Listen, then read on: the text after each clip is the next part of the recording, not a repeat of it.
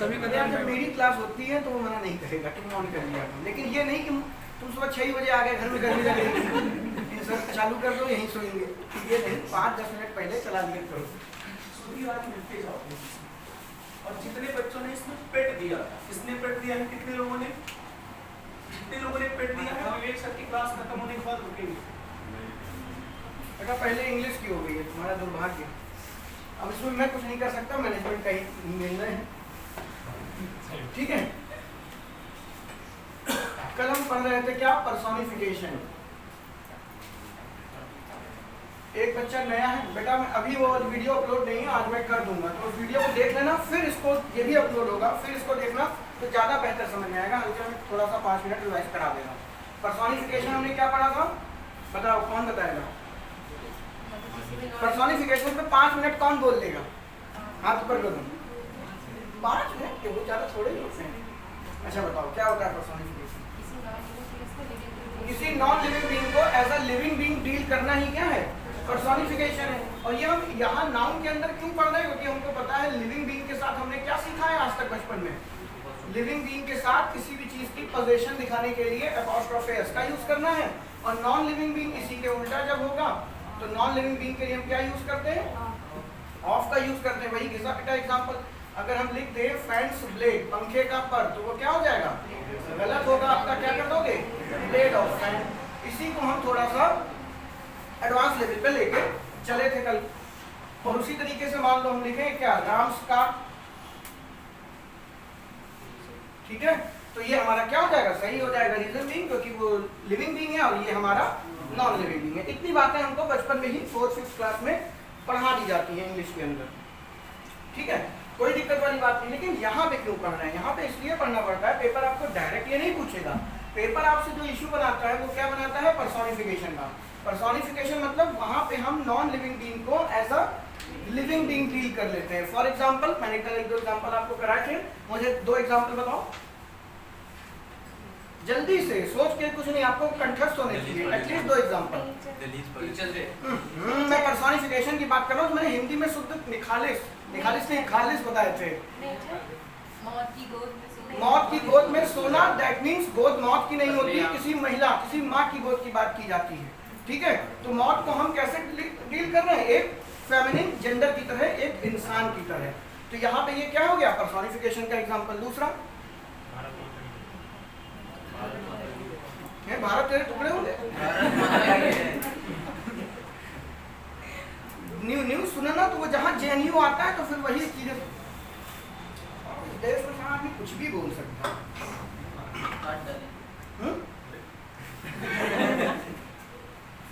ये तो बोलने वाले के ऊपर आप कैसे बोल सकते हो, खैर वो टॉपिक अलग है, उस पर नहीं जाते, ठीक है। तो जैसे भारत माता कीजिए, तो भारत माता, तो भारत कोई देश है, लेकिन हम उसको कैसे रिप्रेजेंट करते हैं, एक फेमिनिन जेंडर, एक महिला की तरह।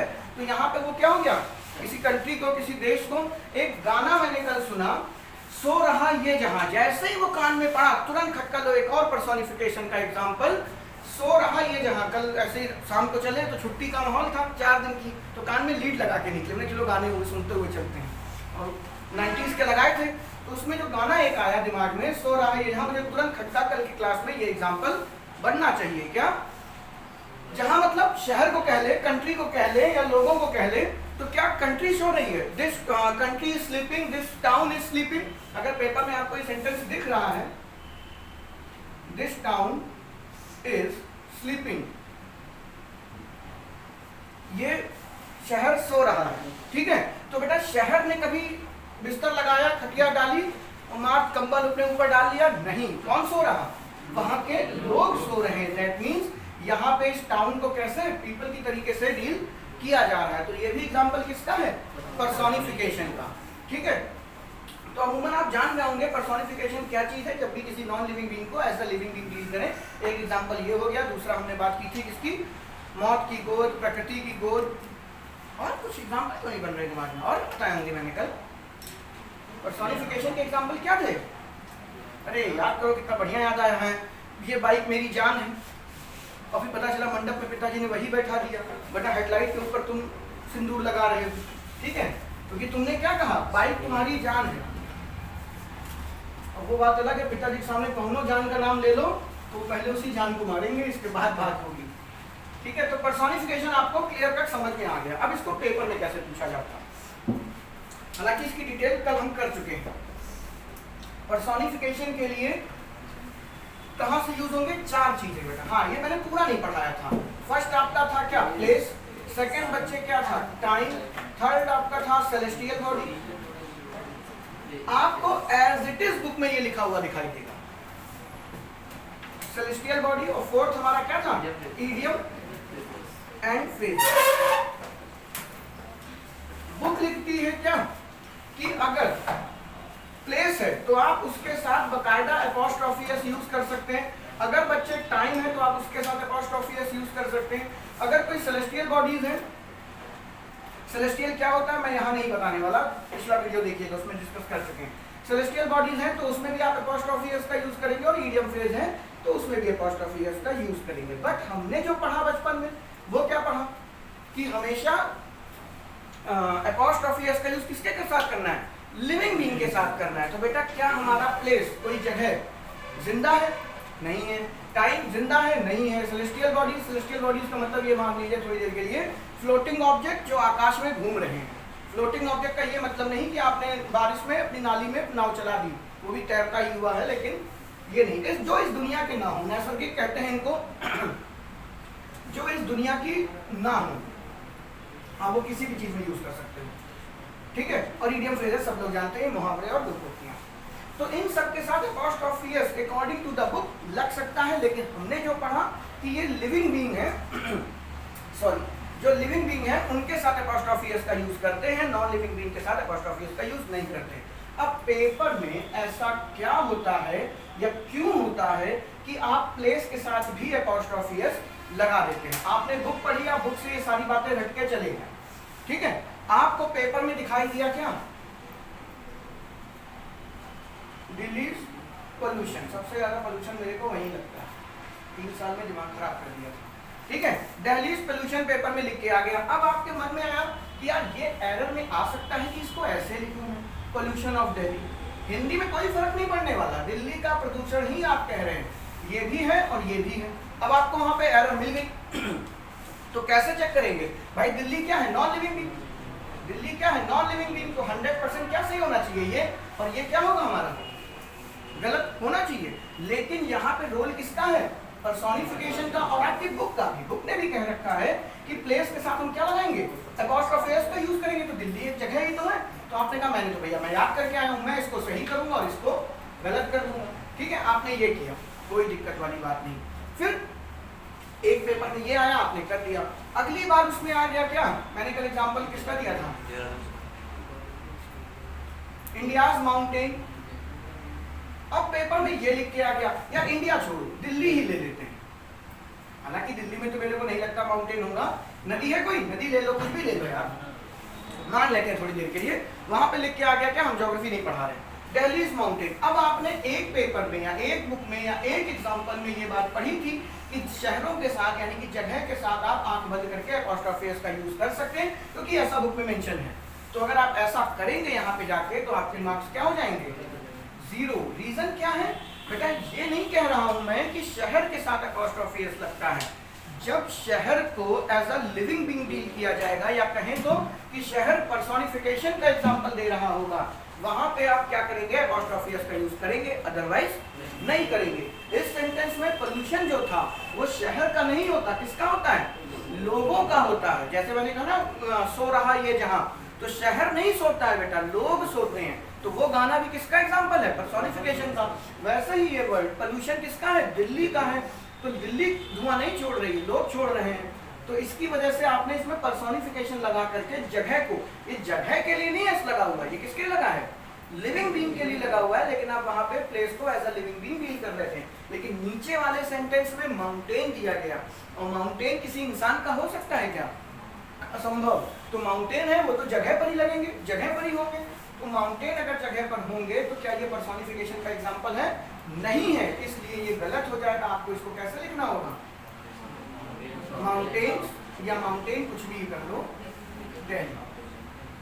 तो यहाँ पे जगह के साथ आप अपॉस्ट्रोफी एस का यूज नहीं करेंगे, लेकिन ऊपर आप करेंगे, ठीक है। तो ये आप रट के नहीं जा सकते कि प्लेस के साथ हमेशा अपॉस्ट्रोफी एस लगेगा, लगेगा प्लेस के साथ, लेकिन इसके नीचे कौन होगा, पर्सोनिफिकेशन। वही टाइम के साथ है, टाइम के साथ भी आप लगा सकते हो, लेकिन पर्सोनिफिकेशन किसके पास है, टाइम के साथ जब तक क्या ना हो, मानवीकरण का यूज ना किया जाए, यानी कि उस टाइम को as a living being deal किया जाए। टाइम के लिए कोई एग्जांपल अगर ले लें, मैं अपनी कल की बात करूं, 4 दिन की है मेरी छुट्टी, ठीक है। तो 4 दिन की छुट्टी है तो उसको ऐसे लिख सकते हैं हम 4 days लीव, ठीक है। अब चलो जरा तुम लोगों से पूछ ही ले थोड़ा सा, मैंने पढ़ा तो दिया है। 4 days लीव लिखूं या लिख दूं लीव ऑफ 4 days? सोच के बोलिएगा, जरूरी नहीं समय के साथ अपॉस्ट्रोफी एस लगा ही दो, ठीक है। पेपर में मान लीजिए आया हुआ है आपके लीव ऑफ 4 days। चौथा ऑप्शन भी दे रहा हूं, क्या पूछूं, 4 days लीव। पांचवा ऑप्शन भी लो, 4 days लीव। इसमें से कौन सा सही होगा, नंबर 1, 2, 3, 4 और 5 किस पे टिक करके आएंगे पेपर में?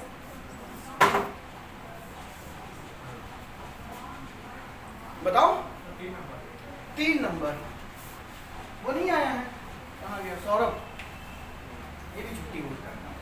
नेक्स्ट, बाकी सब लोग 3 के साथ हैं, फर्स्ट के साथ हो तुम। पूरी ग्रामर लगी है मैंने, इतने जो 10 घंटे, कितने वीडियो हो गए, 9 घंटे हो गए, 9 घंटे जितना पढ़ा चुके हैं, 4 वर्ड में सब लगा हुआ है। 4th, किसी ने 4 भी कहा है, ठीक है। विजय 3rd। अब देखिए एक एक को पकड़ के चलेंगे कि क्यों गलत है, इसको समझते हैं। 4 days लीव लिखा हुआ है, ठीक है। जो छुट्टी है उसका दिन से कोई रिश्ता होता है क्या? छुट्टी का दिन से, छुट्टी किसकी होती है, मेरी है कि दिन की है? अगर दिन की बेटा छुट्टी हो तो आज कौन सा दिन है, बृहस्पति। कल छुट्टी है, यानी कि शुक्र आएगा ही नहीं आपके जीवन में। बृहस्पति के बाद आप सीधे सैटरडे में कूद पड़ेंगे। एक मूवी आई थी जिसमें संडे मिस था, ठीक है, बहुत ही वाहियात थी, नहीं देखी कोई बात नहीं, मैंने धोखे में देख ली थी और मुझे याद है मैंने पूरी नहीं देखी थी, बीच में ही छोड़ दिया था उसको। उसमें उस लड़की परेशान होती है, उसका संडे गायब था, उसे शनिवार याद है, मंडे याद है, संडे हुआ क्या, और संडे हुआ होता है मर्डर, तो उसे लगता है उसने किया कि नहीं, Ajay Devgn sir lead role में थे, छोड़ो उस बात को। तो अगर दिन छुट्टी पे चला जाएगा तो वो दिन क्या है, सैटरडे छुट्टी पे था या संडे छुट्टी होती है आपकी, तो संडे ही छुट्टी कर लेता, तो आप सीधे सैटरडे से, हाँ भैया मंडे, इधर ऑफिस खत्म उधर ऑफिस खुल गया, आप बेचारे परेशान हो रहे हैं। ऐसा नहीं होता, दिन का छुट्टी से कोई लेना देना नहीं है।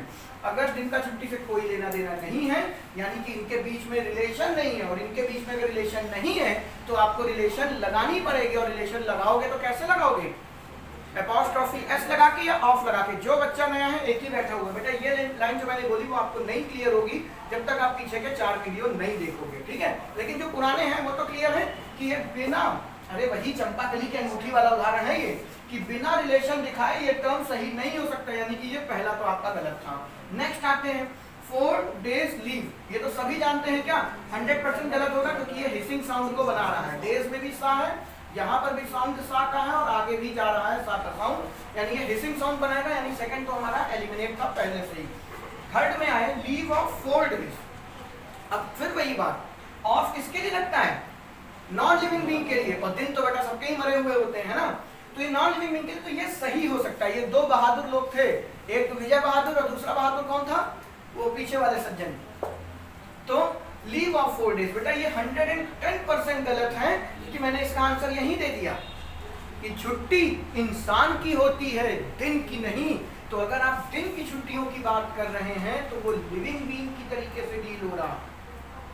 बात समझ रहे हो, आज तुमने आधे दिन की छुट्टी ली तो दिन वही का वही है, आपने अपना काम छोड़ के मूवी देखा है जाके, बात समझ रहे हैं। तो जब आप आधे दिन की छुट्टी ले रहे हैं तो वो दिन की छुट्टी नहीं हो रही, आप छुट्टी लेते हैं। तुम लोग भी तो बेटा पिछले 20 साल से पढ़ाई से छुट्टी लिए बैठे हो, पढ़ाई ने कोई परिवर्तन लिया कि समय कम पड़ गया? नहीं, आपने उसको नहीं पढ़ा। तो ये सेंटेंस लिविंग बीइंग की तरीके से डील हो रहा है, पर्सोनिफिकेशन। और अगर पर्सोनिफिकेशन है तो वो आदमी है तो लिविंग बीइंग है, लिविंग बीइंग है तो उसमें ऑफ क्या कर रहा? वारिस अली का सही था सेंटेंस, ठीक है। 4 days लीव, आपने अपॉस्ट्रोफी एस भी चिपका रखा है इसके अंदर, क्योंकि सॉरी अपॉस्ट्रोफी लगा रखा है, एस नहीं लगाया होगा। रीजन हिसिंग साउंड को निग्लेक्ट करना था। क्या शब्द बोला, कहाँ थे? ठीक है, तो ये आपका 100% सही है। और ये क्यों गलत है? ये ग्रामर की वजह से गलत है। जो 4 लिखा हुआ है वो क्या है? Numeral definite adjective. अभी मैंने ये आपको पढ़ाया नहीं है, आगे इन फ्यूचर पढ़ेंगे, लेकिन सुनते रहिए नाम। ये न्यूमरल डेफिनिट एडजेक्टिव है, तो इसके बाद आने वाली चीज हमेशा क्या होगी? प्लूरल होगी। और आपने डे को क्या कर दिया है? सिंगुलर कर दिया है, तो इसमें एरर किसकी हो गई? सिंगुलर प्लूरल वाली। तो ये भी आपका क्या हो गया? एलिमिनेट। नंबर कौन सा सही था? 4 days लीव। इसको आप ध्यान रखिएगा, मैं समय को पढ़ा रहा हूँ। जैसे हम कहते हैं ना, मम्मी आपसे कहती हैं कि होली आ रही है बेटा, कमरे की सफाई कर लो। तो बेटा होली आ रही है, ये तो बिल्कुल वही बात हो गई कि आपकी मौसी आ रही है, ठीक है। तो होली ना आती है ना जाती है। आप देखते होंगे बेटा वो तमाशा तो आज तक मुझे समझ में ही नहीं आया, 31 दिसंबर वाला। हमें तो नहीं लगता हम कभी जगे हो 12 बजे तक, उस दिन तो जल्दी ही नींद आ जाती है। 31 दिसंबर जो कल्चर दिखाते, मार पब में डांस चल रहा, फिर वो टाइम चलता है 9, 8, 7 और फिर एकदम से सब टूटता है और आप नए साल में आ गए। बेटा तुम्हारे साल पिछले साल भी नौकरी नहीं थी, इस साल भी नहीं है, तुम्हारे में कोनो फर्क नहीं पड़ रहा, केवल आप वहीं के वहीं हैं। नए साल में आप आ जाते हैं, पता नहीं कैसे आ जाते हैं, मेरे को नहीं पता, ठीक है। सोचने हैं फालतू की और कुछ नहीं। तो नया साल आ गया, तो नया साल आया कि तुम नए साल में पहुंच गए, कोई फर्क नहीं पड़ता टाइम को। वो तो हमने दिन काउंटिंग के लिए साल बना रखे हैं कि ये 2022 चल रहा, ठीक है। बस ये पता है कि इससे पहले 2021 साल बीत चुके हैं, वो भी क्या? ईसा मसीह के जन्म के बाद। उसके पहले का उस ईसा पूर्व बोला जाता है। या आपको इतिहास में पढ़ाया गया होगा, BC BD कुछ याद है? बिफोर क्राइस्ट वाली बातें, ठीक है। तो समय हमने यूनिट बना रखी है और कोई बात नहीं है। तो समय भी बच्चे आपका क्या है? लिविंग बीइंग की तरीके से डील होगा, जब खासकर किसी ओकेजन की बात करी जाती है या फिर किसी त्योहार की बात करी जाती है। अगर मैं छोटा सा आपसे एग्जांपल दे दूं, आज मुझे अक्सर कहते होगे एक दिन का मौका दे दो। अक्सर लोग जो उधार लेते हैं, भाई साहब बस एक दिन, अगले दिन आपके मैं 1 रुपए वापस कर दूंगा। बड़ा तुमसे उधार लिया है तो 1 ही 2 रुपए वाली बात होगी, तुम खुद दयनीय स्थिति में हो। तो आप अमूमन देखते होंगे ना, अक्सर विलन आता है पैसा मांगने हीरो के पास, तो कहता 2 दिन की मोहलत दे दो, फिर जैसे तैसे। बेटा पुरानी जमाने में माँ के कंगन अंगन बेच के आता था, ठीक है। पता नहीं माँ के पास कंगन कितने होते थे, आज तक नहीं समझ पाया, खैर छोड़ो। फिर छुड़ाने जाता था लाला को थप्पड़ मार के, लाला नहीं था जल्लाद था, खैर छोड़ो। तो बेटा वो बात है कि मुझे 1 दिन की मोहलत दे दो। अक्सर आपने स्कूल में कहा होगा, सर आपकी कहते हैं ना कॉपी जमा करिए, आपका देखें पूरा होमवर्क हो गया है कि नहीं, मतलब पूरा काम कर रखा है कि नहीं, सर 1 दिन की मोहलत दे दो। फिर उसको कहते हैं तूफानी, पूरे साल का कोर्स एक दिन में छाप मारते हो, ठीक है। किया होगा, सबके जीवन में ये वक्त आता है। तो आपने अपने टीचर से कहा सर 1 दिन का ड्यूरेशन दे दो, 1 डेज ड्यूरेशन। अब खेल देखना, आपने आज की क्लास मेरी यहाँ तक पढ़ी, ठीक है, और घर से फोन आ गया और आप चले गए। पेपर में आया ये, तो तुम्हें ये बात याद थी सर पढ़ाए थे क्या 1 दिन की छुट्टी, यहाँ तो 4 दिन की लिख रखा है, लेकिन अगर 1 दिन की भी करेंगे तो क्या हो जाएगा? 1 डे आपका क्या हो जाएगा? 1 है तो सिंगुलर, और इसमें आप हमने क्या लगा दिया? एस, तो ये अपने आप में क्या हो गया? सही। 1 डेज लीव। आपने बुक से पढ़ा, मुझसे पढ़ा, और आपने ये देख रखा है, और आपके माइंड में ये भी है कि समय के साथ में आप अपॉस्ट्रोफी एस का यूज कर सकते हैं। लेकिन हुआ क्या, यहाँ जो छुट्टी थी भाई वो किसकी होती है? इंसान की, लेकिन ड्यूरेशन किसका होता है? समय का। इंसान का थोड़ी होता है ड्यूरेशन। बात समझ रहे? आपको 1 दिन की मोहलत चाहिए, मतलब आपको 24 घंटे चाहिए। तो यहाँ पे ये जो ड्यूरेशन है ये लीव नहीं है, यानी कि यहाँ पे पर्सोनिफिकेशन का पंगा नहीं है, यानी कि ये चीज जो है आपकी ये क्या है? नॉन लिविंग बीइंग है। और अगर ये नॉन लिविंग बीइंग है मेरे दोस्त, तो ये गलत हो जाएगा। आप करेंगे क्या इसको? Duration of 1 day. अब मुझे बोलिए, यही तो वो दिक्कत है जो आपको पेपर में होती है कि कहीं पर अपॉस्ट्रोफी एस लगा, कहीं पर ऑफ लगा, सर खुजलाया, ले जहां मर्जी आया, अक्का बक्का बम्बे बोल, कलावा चूमा, टिक मार के चले आए, यही तो करते हो। तो वहां पे आपको सोचना होगा ये चीज, और ऐसा कुछ नहीं कि कहीं पर लिख दिया प्लेस के साथ लगता है टाइम के साथ, नहीं, हर जगह वो लिविंग बीइंग है, क्योंकि पर्सोनिफिकेशन का काम कर रहा हूं। जैसे पर्सोनिफिकेशन मैंने आपको, हाँ कल मैं बोल रहा था ना, मैंने कहाँ पढ़ाया, अब याद आया, पर्सोनिफिकेशन ऑफ जेंडर, जेंडर में पढ़ाया तो है बेटा, दोबारा इस वीडियो देखते हो, यही बार 100 व्यूज से ऊपर नहीं जा पा रहा हूं मैं, अभी खोल के देख तो लिया करो उसको। पर्सोनिफिकेशन ऑफ जेंडर में ये बात मैंने डिटेल में पढ़ाई, अब 7वां 8वां 6वां में कौन सा लेक्चर था नहीं पता, जाके देख लेना। खैर छोड़ो, 1 डेज ड्यूरेशन अपने आप में गलत है, ड्यूरेशन ऑफ 1 डे अपने आप में सही है, ठीक है।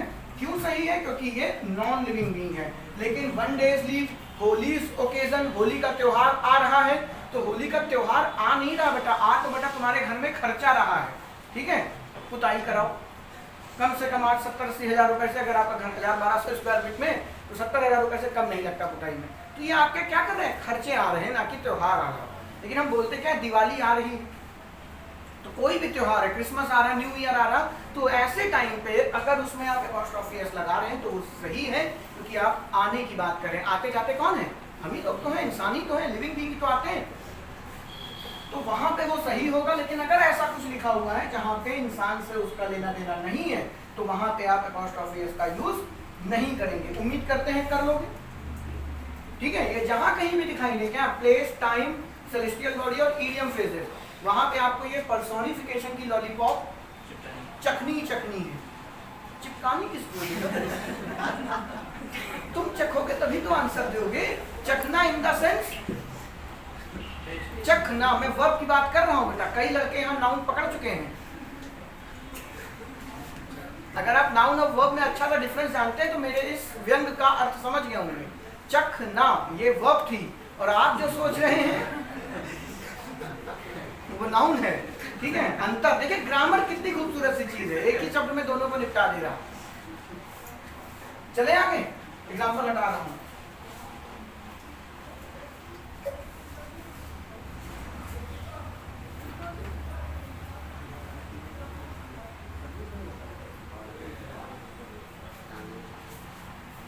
वो जो नहीं आता ना, उसकी वाइफ पानी की बतासे खा रही होती है, खा लेती है और फिर कहती है नागिन खा ले, तो गुस्सा कौमा है बीच में, गिन ना मतलब ना गिन, खा ले, कौमा लगा रखा है।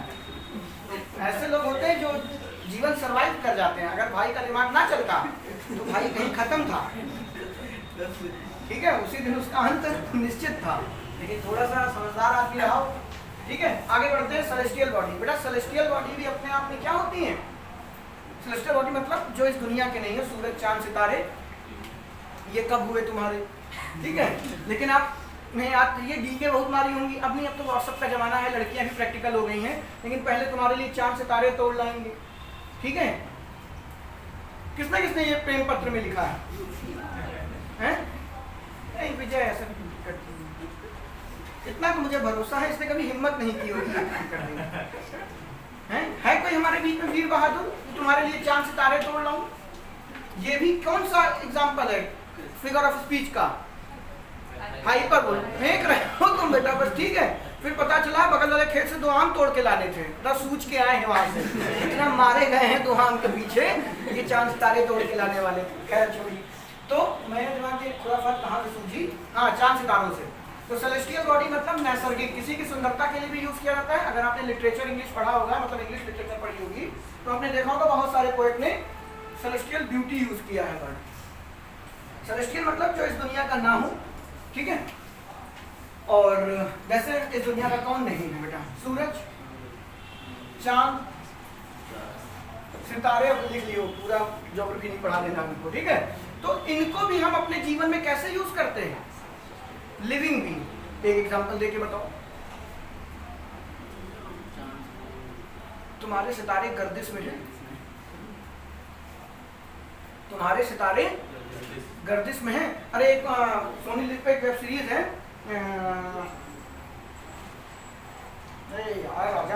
उसमें वो कहता है कि जब मैं छत पे लेटा था तो पूरा रात ऐसे ही काट दी, ऊपर देखा मैंने चांद मतलब सितारे, फिर बादल आए वो छुप गए, फिर बादल गए तो वो फिर दिखने लगे, फिर बादल आए तो छुप गए। इस तरीके की नौटंकी चलती रही, लेकिन पूरी रात मेरे साथ छुपन छुपाई खेला। बताओ तारे इतने खलीहर हैं, ठीक है। छुपन छुपाई तो इंग्लिश में क्या कहते हैं? आई स्पाई, वो तो छुपता है, हाइड एंड सीक, ठीक है। तो तारे सारी रात आपके साथ छुपन छुपाई खेलते रहे, तो खलीहर आप थे, ठीक है, खाली आप थे, तारे नहीं थे। तो जब तारे आपके साथ छुपन छुपाई खेल रहे हैं, दैट मीन्स तारे क्या हो गए? लिविंग बीइंग हो गए। तो हमारे जो इंग्लिश और हिंदी, यहाँ पे दोनों में ये चीज कॉमन हो जाती है कि जो सेलेस्टियल बॉडीज हैं उनका सीधा इम्पैक्ट होता है किस पे? इंसानों के ऊपर। मैंने आपको जब मैं वोकैब पढ़ाया था तो आपको एक वर्ड बताया था, डिजास्टर पढ़ाया था, तो बोला था डिस मतलब अलग, और एक वर्ड होता है एस्ट्रॉन। एस्ट्रॉन का मतलब होता है इंग्लिश में तारे, ये ग्रीक भाषा का शब्द है, ठीक है। एस्ट्रॉन का मतलब क्या होता है? स्टार, और डिस का मतलब होता है अगेंस्ट। ये दोनों लैटिन भाषा के शब्द हैं, याद रखिएगा, पढ़ा चुका हूं, सबको पता होगा। तो अगेंस्ट और तारे, यानी जब आपके तारे विरुद्ध हो जाएं। तारे आपके विरुद्ध कैसे हो सकते हैं? ऊपर से बेटा AK-47 धड़ धड़ छत पे जैसे ही गए, विरुद्ध है तुम्हारे, घूम के रख दिया, फिर नीचे आ गए तो मम्मी आटा तुम्हें छान नहीं, पूरा छलनी हो चुके हुआ, ऐसा तो होता नहीं। तो तारे आपके विरोध में कैसे हो जाते हैं? तो ये हमारे यहाँ की मान्यता है, चाहे हिंदी लैंग्वेज की बात कर लीजिए, चाहे इंग्लिश लैंग्वेज की बात कर लीजिए। हम लोग भी तो कहते हैं कि आजकल तुम्हारे ग्रह दशा ठीक नहीं है, थोड़ा हवन हवन करवा लो, ठीक है। तो ऐसे ही इंग्लिश में भी ये बेटा कि जब तारे इंसान के विरुद्ध हो जाते हैं तो उसको मिला करके एक शब्द बना क्या? डिजास्टर। तो उसके ऊपर अब डिजास्टर की हिंदी तो पता ही होगी, है मुसीबत, विपत्ति, आपदा। तब जब तुम्हारे तारे तुम्हारे विरुद्ध हो जाएंगे तो तुम्हारे ऊपर क्या आएगी? मुसीबत आएगी। तो तारों का ह्यूमन डेस्टिनी पर ऐसा माना जाता है in English and Hindi both. हमारे यहाँ भी है कि भाई हवन हवन करो, तुम्हारे ग्रह ठीक नहीं चल रहे। अब इसका मतलब ये थोड़ी ग्रह ठीक नहीं चल रहे। और कभी पंडित जी था वो बता रही मंगल जो है तुम्हारा वो घर से बाहर हो गया है, ठीक है। पता मंगल के मम्मी पापा नाराज थे क्या तो उसे घर से बाहर कर दिए हैं। बृहस्पति जो है वो मंगल के घर में बैठा हुआ है। अब ये क्या फूफा है जबरदस्ती घर में अंदर घुस गए हैं? होता है कि नहीं? तो अपना थोड़ा सा गाय को चने दाल खिलाओ, उसका भी अपना इम्पैक्ट है। मैं बात बता रहा हूँ। तो हमारे यहाँ भी यही बात बोली जाती है, ग्रह का इंसानों पर पूरा प्रभाव है। जो ग्रह है, कई बच्चे होते हैं जो मेहनत कर रहे होते हैं लेकिन फिर भी नौकरी नहीं लग रही होती, तो वो पंडित जी के पास जाते हैं हाथ दिखाने के लिए। तो वो बोलता है बेटा आप जो भी कुछ था वो तुम चूरन के साथ चाट गए, ठीक है, उसमें कुछ बचा नहीं है तुम्हारे, ठीक है। तो आप हाथ दिखाने जाते हैं तो वो ग्रह दशा बताते हैं, कौन सा घर किस घर में है। खासकर अरे भाई साहब कभी कभी धोखे में मैं भी फेसबुक खोल देता हूँ, ऊपर लिख के आता है अपना लव भविष्य जानिए। और जो कभी कभी मैंने भी देखा भाई जो तमाशा चल रहा होता है ना उसके अंदर है। अरे मैं अपनी इस एज की बात कर रहा हूँ, मैं भी कभी बच्चा था। तो अब सोचो ना, तो लेकिन छोड़ो ये सब बात है, नहीं तो फिर मैं लाइन से हट जाऊंगा। तो कहने का मतलब उसमें आपको बताया जाता है क्या कि आपका जो साथी है वो भी अभी चूरन चाट के अभी उसने रेखाएं मिटाई है अपनी, ठीक है। इसीलिए बेटा मैं पंडित जी तुम्हारा जोड़ नहीं पा रहे किसके साथ जोड़ बनेगा, ठीक है। और यही तो कर रहे हो कक्षा 8 से जोड़ बना रहे हो, उससे नतीजा है यहाँ आज तक जोड़ घटाना नहीं आ पाया। माँ बाप के बचपन में कहता था बेटा पढ़ लो, तब आपने पढ़ाई की, सच्चाई है। अभी देखो फिर मैथ इंग्लिश तो ठीक चलती है क्योंकि ज़्यादा पूछता नहीं हूँ, लेकिन मैथ में भी फिर जल्दी करूँगा, घबराओ नहीं, ठीक है। तो डिजास्टर, तो यहाँ पे जो सेलेस्टियल बॉडीज हैं, जो आपके तारे सितारे हैं, ठीक है, वो क्या है? एज अ लिविंग बीइंग हम डील करते हैं। तो सन रेज, सूरज की किरणें, आप आंख मूंद के हम क्या लगा सकते हैं? इसको अपॉस्ट्रोफी एस में लगा सकते हैं, क्योंकि सूरज चांद सितारे हमारे लिए एक लिविंग बीइंग की तरीके से हम यूज करते हैं। तभी ये पंडित जी जब घर आते हैं तो 9 ग्रह बनाते होंगे। अभी नवरात्रि खत्म हुई, अगर हवन ववन हुआ होगा तो आपने देखा होगा ग्रहों की शांति 9 ग्रह बना के उस पर पान का पत्ता 1-1 रुपया रख के इस तरीके से किया जाता है। तो ये सब उसी लिए है। तो सन रेज, मून लाइट, जितना भी सेलेस्टियल बॉडीज हैं, आप उसके साथ आंख बंद करके क्या लगा सकते हैं? अपॉस्ट्रोफी एस का यूज कर सकते हैं। वहां ये नहीं सोचना कि अपॉस्ट्रोफी एस तो लिविंग बीइंग के साथ लगता है, क्योंकि हम उनको भी क्या डील कर रहे हैं, as a living being deal कर रहे हैं। चौथा आपका आता है बच्चे क्या, ईडियम एंड फ्रेज। तो ये आपको मैं पहले भी बता चुका हूँ, कल भी बोला था, सबसे स्टार्ट ही मैंने यहीं से किया था। ईडियम एंड फ्रेज में दो बातें होती हैं, एक मीनिंग होती है लिटरल और दूसरी होती है क्या, इम्प्लाइड। ठीक है, तो ईडियम एंड फ्रेज में इम्प्लाइड मीनिंग पे ध्यान दिया जाता है, लिटरल मीनिंग पर ध्यान नहीं दिया जाता। लिटरल मतलब होता है शाब्दिक अर्थ, यानी जो शब्दों से अर्थ निकले। याद करिए कंपाउंड नाउन में ये बात करी थी, और आज की क्लास में फिर कंपाउंड नाउन दस्तक देगा। तो लिटरल मीनिंग शाब्दिक अर्थ जो शब्दों से निकाला जाए। फॉर एग्जाम्पल, आप पेपर में नकल कर रहे थे और पीछे से, याद करिए एक टाइम पे ऐसा हुआ होगा, पीछे से आपके दोस्त ने बताया कि 9 तो 11 हो जा, भाग जा। या हो सकता है कि आप कहीं चोरी कर रहे हो, चोरी नहीं है, मैं जो कहना चाहता हूँ, मैं क्या बोलूँ, ऑफलाइन होता प्योर तो मैं बोल भी जाता, लेकिन यहाँ नहीं बोलूंगा। तो मान लीजिए आप कुछ ऐसा कर रहे हो, पीछे से आपका दोस्त चिल्लाया 9 2 11 हो जा। ठीक है, मान लीजिए आप गणित का पेपर ही दे रहे थे और पीछे से बैच आ गया चेक करने वाला। तो आपके स्कूल मैनेजमेंट टीचर, एक टाइम था कि जब स्कूल में बहुत सारी नकल होती थी। ठीक है, अब ये मत कहना कि तुम्हारे टाइम पे क्यों नहीं हो रही, तुम्हारे टाइम पे स्वयं कोविड धरती पे उतर आया, ठीक है, और पेपर ही 1 2 साल के उसने निपटा दिए। तो अपने आप को दुर्भाग्यशाली समझने की गलती मत कर लीजिएगा।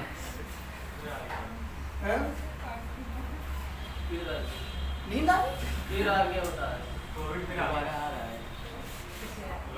खुश देख रहे हो कितना है।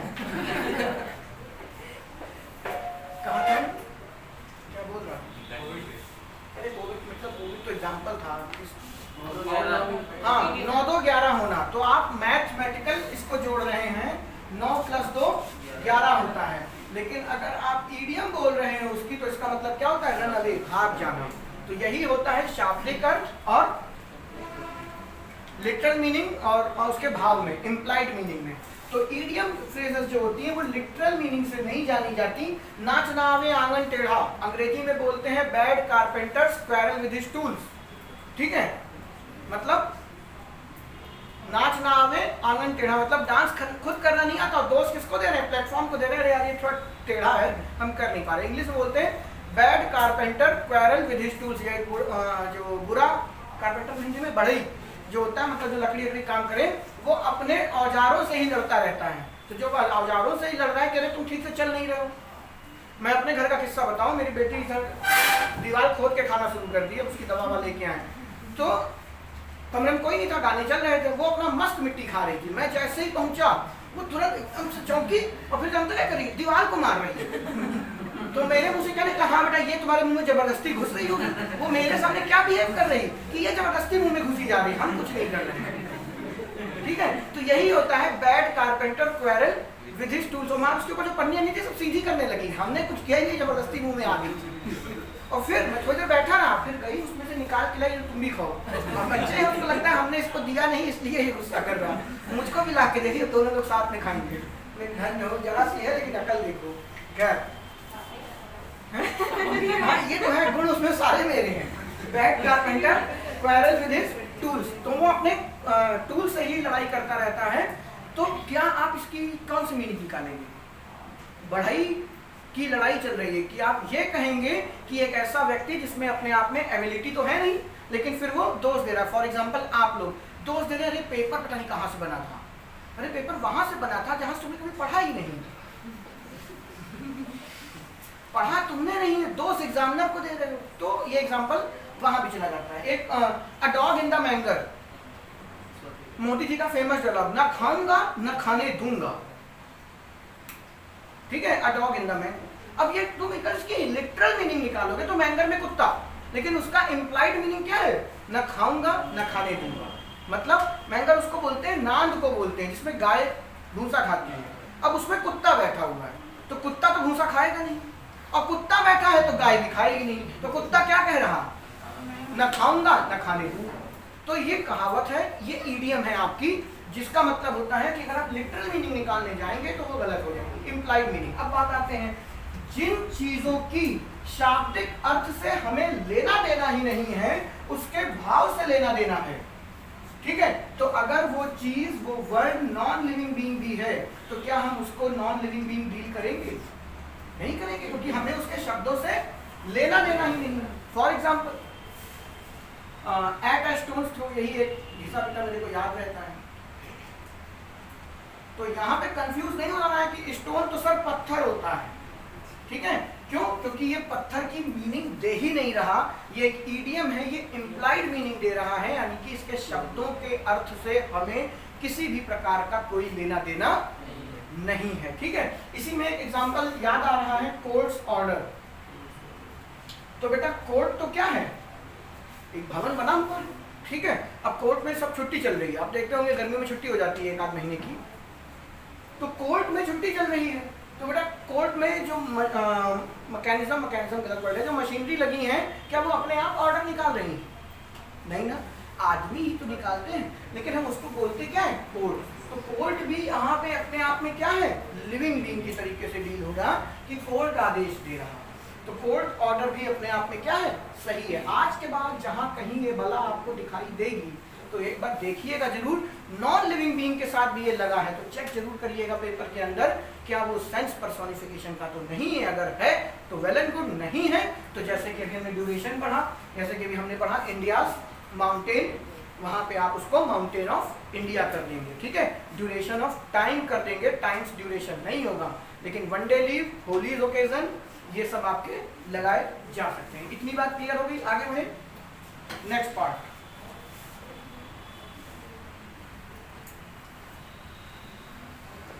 नोट्स बनाते हो? बहुत बढ़िया। नोट्स बेटा दिमाग पे बनाओ, लिखने से कॉपी पर आप हो जाते हैं अपाहिज और कुछ नहीं। सारा डेटा आपके दिमाग में होना चाहिए। जैसे इनकी बात कर लें, एनीबडी, यहीं से एक और कॉन्सेप्ट निकलेगा जो आगे कैरी फॉरवर्ड होगा हमारा। समबडी, नोबडी और एनीबडी, समबडी, एनीबडी, एनीवन, कुछ भी लिख लो, समवन, नोवन, नोवन, समवन, ठीक है। इस तरीके के वर्ड, इन वर्ड्स को क्या बोलते हैं? इसका एक्चुअल में क्या, ढंग से बताओ बेटा, पूरा जो पुराने बच्चे हैं, कौन बोल रहा है? इसका मैं मुंह नहीं पकड़ पा रहा हूँ। वो क्या नाम है, मनोज कुमार, देखियो ना मूवी, वो ऐसे ही तो डायलॉग डिलीवरी होती थी उनकी मोस्टली मूवी में, जब वो ऐसे ही करके बात करते थे, पूरा मुंह ढके हुए। ये कौन सी अचीवमेंट है? ये तो है नहीं कि बेटा आप बम मार के भागना है तुम्हें, ठीक है, तुम्हारा कोई मुंह ना देख पाए, कैमरा भी इधर की ओर फोकस है, उधर नहीं, खुल के बोलो। मुंह छुपा छुपा के बोलने से क्या फायदा, ठीक है। एक बेटा इन, जैसे हम जानते हैं एक राम्स कार, ठीक है, अगर मैं लिखूं, एक एग्जाम्पल बना लेते हैं, मुझे किसी की सहायता नहीं चाहिए, आई डोंट, ये कौन सा कॉमा? रेस्ट कॉमा, क्योंकि डू नॉट को कॉन्ट्रैक्ट कर रहा है। आई डोंट वांट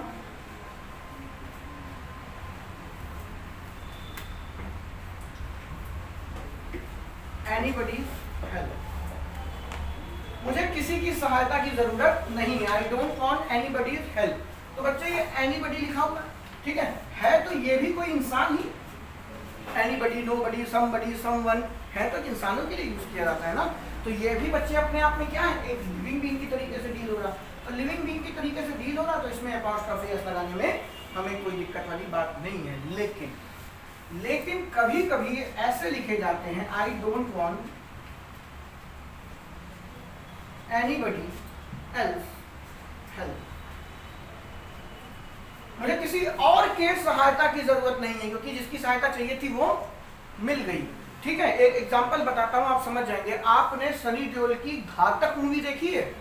अब बेटा घातक और घायल में कंफ्यूजन है, जिसमें कात्या और उसके 7 भाई थे, मैं उसकी बात कर रहा हूँ। वो घातक थी कि घायल थी, मुझे घातक थी शायद, खैर छोड़िए। उसमें अमरीश पुरी का एक डायलॉग ही है जो यहाँ पे आपको क्लियर समझ में आएगा कि मुझे कंधा देने के लिए 4 लोगों की जरूरत नहीं है, मेरा काशी ही अकेला काफी है। ठीक है, मुझे किसी और के कंधा दे, देखो कहां से स्ट्राइक हुआ है एग्जांपल। ठीक है, ये पहली बार मैं एग्जांपल दे रहा हूं, बस बोलते बोलते खटक गई बात। तो अमरीश पुरी वहां पे कहता है कि मुझे किसी और के कंधा देने की जरूरत नहीं है, अकेला काशी ही काफी है, ये उसी का एग्जांपल है।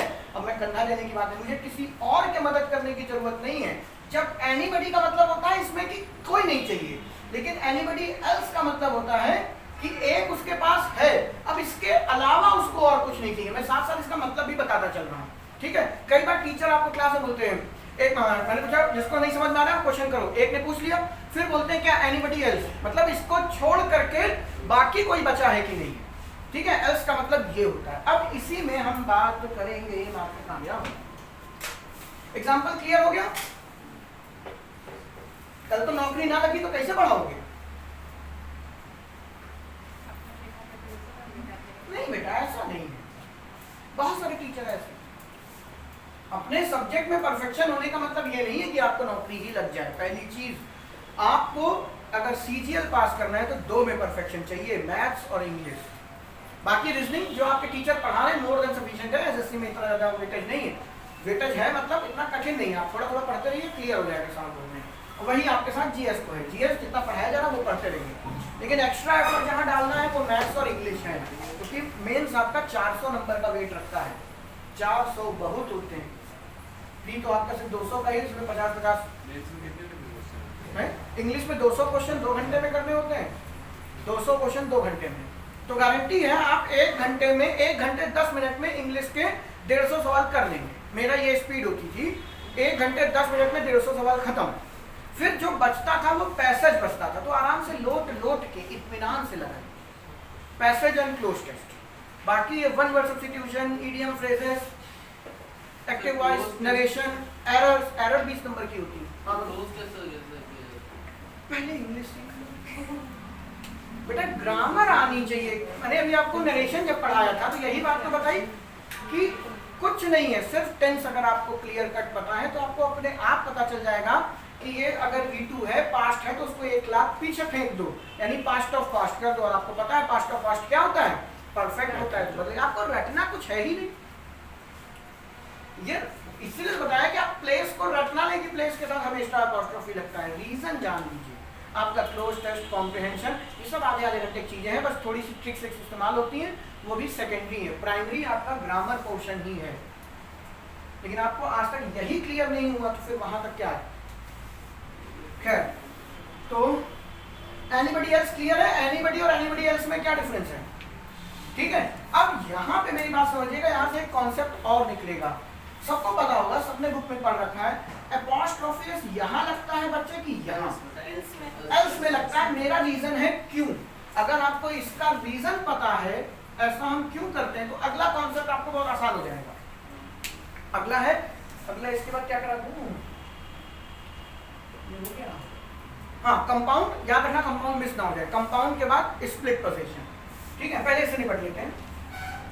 एल्स सबको पता है यहाँ पे कितने लोग हैं जो ये बात नहीं जानते थे कि anybody else, somebody else, everybody else, no one else. No one else में तो कोई नहीं, ऑलरेडी हो ही जाता तो उसमें नहीं, ठीक है। समवन एल्स, जब भी इन सबके साथ में एल्स जैसा वर्ड लगेगा तो पोजीशन हमेशा एल्स में लगती है।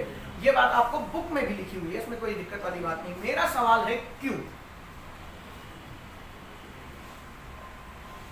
वो इस वजह से, ध्यान से देखिए, कुछ बहुत बड़ी चीज नहीं है बेटा।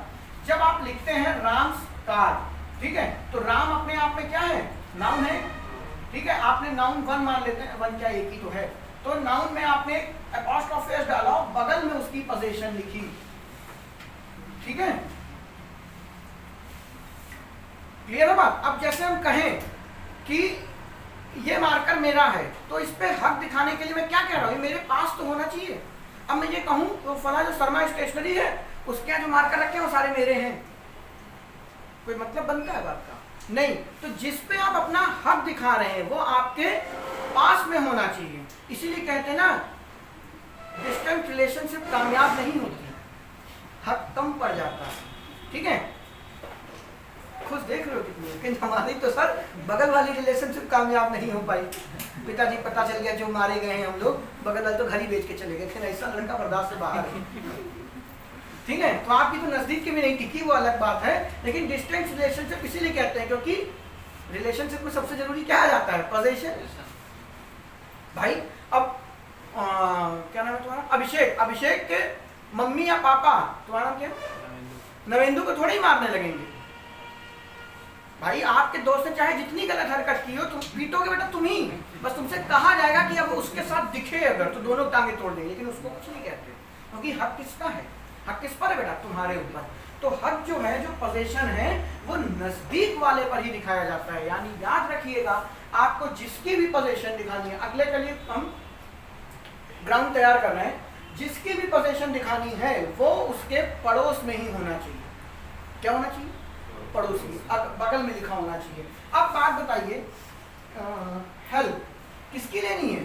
एनीबॉडी, ठीक है। तो आप जब पहली बार इसको ऐसे यूज किया गया तो यहाँ पे इसको देखने पे कैसा फील आ रहा कि एनीबॉडी की पोजीशन किस पे चली गई? एल्स पे चली गई, ठीक है। क्योंकि हमें पता है जहां पे अपॉस्ट्रोफी लगा है उसकी पोजीशन उसके बगल में होनी चाहिए, पड़ोस में, ठीक है। तो अगर आप यहाँ लगा देंगे तो सामने वाले को पढ़ने में क्या लगेगा कि एल्स है उसकी पोजीशन, बट हमारी पोजीशन क्या है? किसी की भी मदद नहीं चाहिए, ये चाहिए था। तो हमने इसकी पोजीशन उठा के कहाँ कर दी? आगे कर दी। एल्स के साथ में अपॉस्ट्रोफी एस लगाया और देन आपका हेल्प लिखा हुआ है। यानी कहना का मतलब सिर्फ इतना है। क्या कह रहे हो? सर इसमें एल्स में यूजिंग साउंड नहीं होगा? है? नहीं, इसमें नहीं। एल्स हाँ हो तो रहा है, लेकिन इसमें लग जाता है बेटा, अपना अपना तरीका है, क्यों हुआ पता नहीं, ठीक है।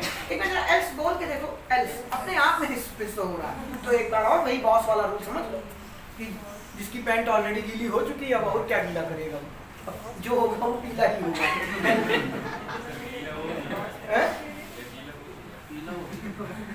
एसी का पानी होगा, अरे यार बहुत तेज होगा ना, बंद करो बेटा नहीं तो बाढ़ आ जाएगी। पीछे वाले कौन को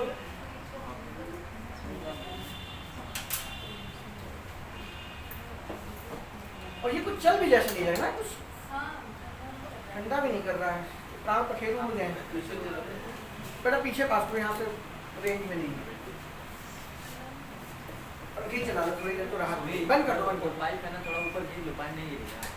वो हरी वाली पाइप, वो हरी वाली नहीं, जो पाइप है नीचे से खींचो ना। नीचे वो मतलब का भर गया जहाँ पे वो लगा नहीं गया वहाँ पे, वहाँ पानी हो जाता गड्ढा, मशीन पाइप गिरता है, इसलिए पानी निकल। खींचो भैया, जो ऊपर ज्ञान दे रहा है पालक। नहीं गिरेगा, चलो कोई नहीं, अभी देख लेंगे। अब नहीं गिरेगा। चलो आओ क्लास पे आओ, 9:15 तक मुझे बता देना, ठीक है? हो गया? ऐसे ही टाइम पे मैं बदुआ देता हूँ, इस जन्म में नौकरी ना लगे। तुम्हें देख के मुझे एक अपने बचपन में एक बंदे की याद आ जाती है, और वो यकीन मानो आज भी ऑटो चला रहा।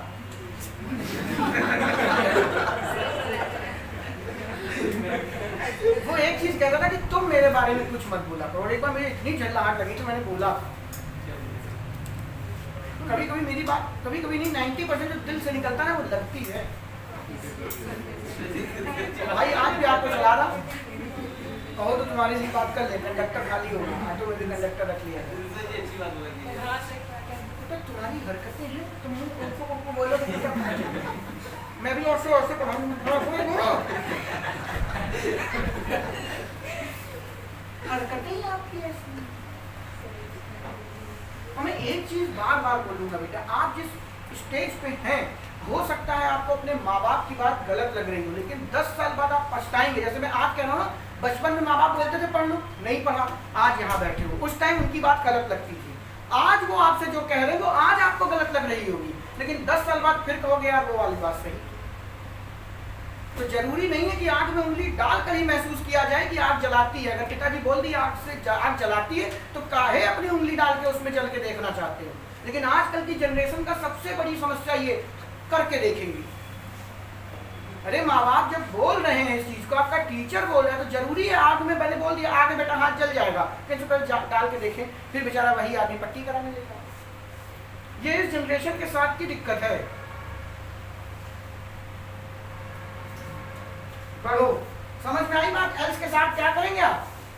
अपॉस्ट्रोफी एल्स में जाएगा, ना कि एनीबॉडी के साथ में जाएगा। क्लियर है? ठीक है, आगे बढ़ते हैं। ये भी एक तरीके की एरर है। बात करेंगे कंपाउंड नाउन की।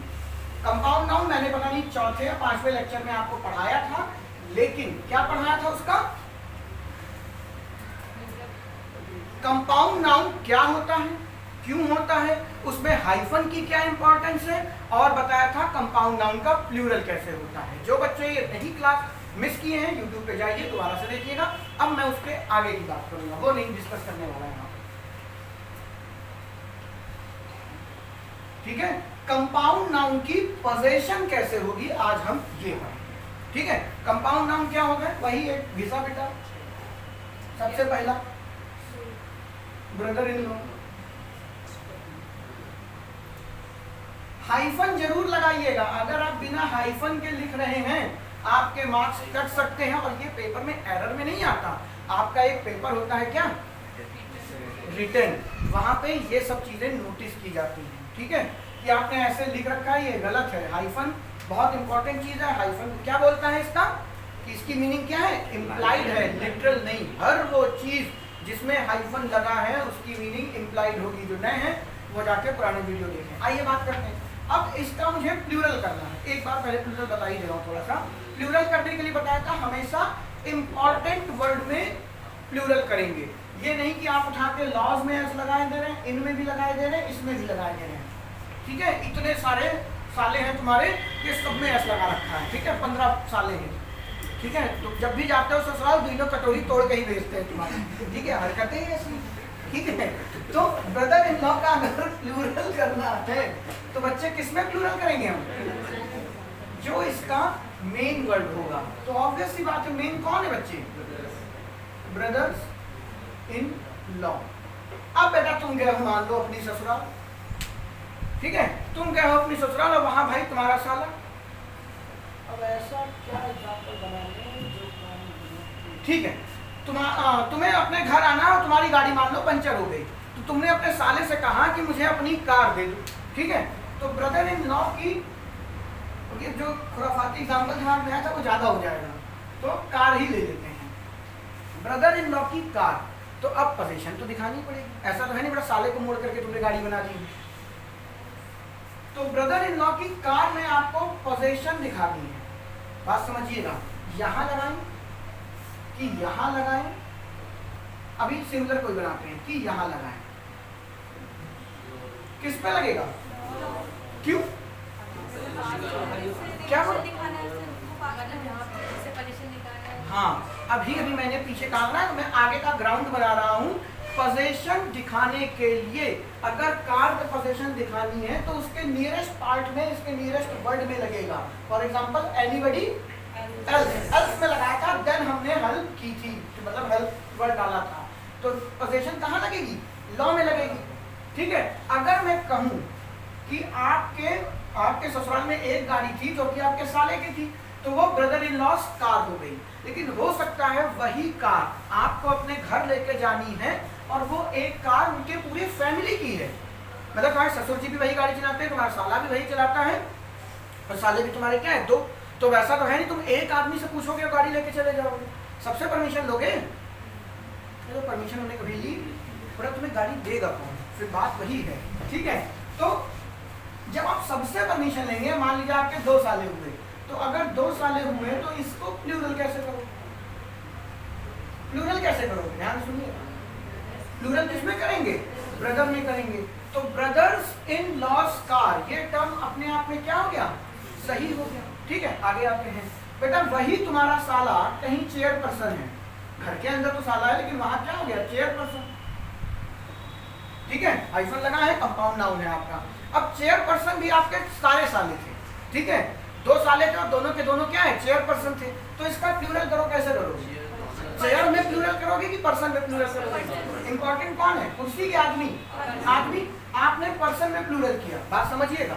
अब इस चेयर पर्सन की कार आपको घर लेके जानी थी, कार किया, अब आपको पोजीशन दिखाना है, तो कैसे दिखाओगे, सिर्फ एपॉस्ट्रोफी लगा के करोगे, ये अपने आप से सही हो गया। तो जो बच्चे इतने दिनों से पढ़ रहे हैं उनको एक बात बता दें, प्लूरल और पोजीशन में एक चीज ध्यान रखनी है, प्लूरल बनाने के लिए एस किसी भी कंपाउंड नाउन के पार्ट में लग सकता है, लग सकता है ना प्लूरल बनाने के लिए, जो इंपॉर्टेंट होगा उसी में तो लगाओगे, लेकिन पोजीशन हमेशा हमेशा और हमेशा लास्ट वाले में ही लगेगी। स्टेप मदर, स्टेप फादर, कुछ भी ले लीजिए आप, कमांडर इन चीफ, ठीक है, तो स्टेप फादर है आपके, तो अब सौतेले पिता तो एक ही होंगे बेटा, 10 तो होंगे नहीं, तो सिंगुलर तो रखना ही रखना है। तो स्टेप फादर को आपको क्या, मान लो उनकी कार ले जानी है तो आप क्या लगाओगे, कार लगाओगे। लेकिन अगर मान लो प्लूरल है करना है, मान लो 4 होंगे, ठीक है, तो इस इम्पोर्टेंट कौन है, ग्रामर देखो यार, भावनाओं में मत जाओ।